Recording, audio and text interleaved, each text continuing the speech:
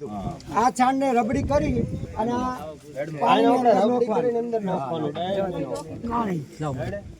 10 kilo ગાયનું છોણ આવ્યું. Ready યાદ રાખવાનું 10 કિલો 200 લીટરના બેરલમાં 10 કિલો ગાયનું છોણ અને 10 લીટર ગાયનું તાજું ગૌમૂત્ર.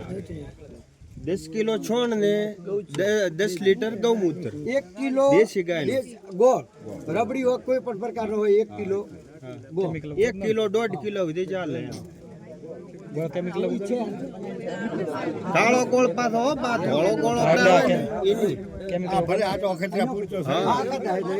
પણ આ કેમિકલ ઓછો છે આમાં. લાઠીઓ ગોળ આપણે કે લાઠીઓ કાળો 1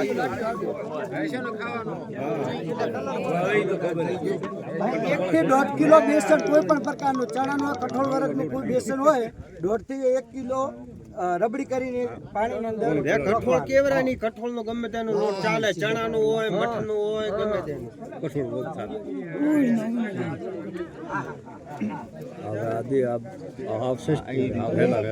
સીધા પાણી એટલે કોઈ ઝાડ નીચે હોય કેમિકલ ન હોય 2 મુઠ્ઠી માટી લેવાની. 180 લીટર જે પાણી હોય રાસાયણિક વાપરેલું ન હોય કે હોય ખાતર જેનો નથી ગમે તે ધૂળ ચાલે. ખરડામાંથી લાવો ના હું તો કઈ ભેંસું પડતું શેઢા પાળામાં બધે ના વપરાય.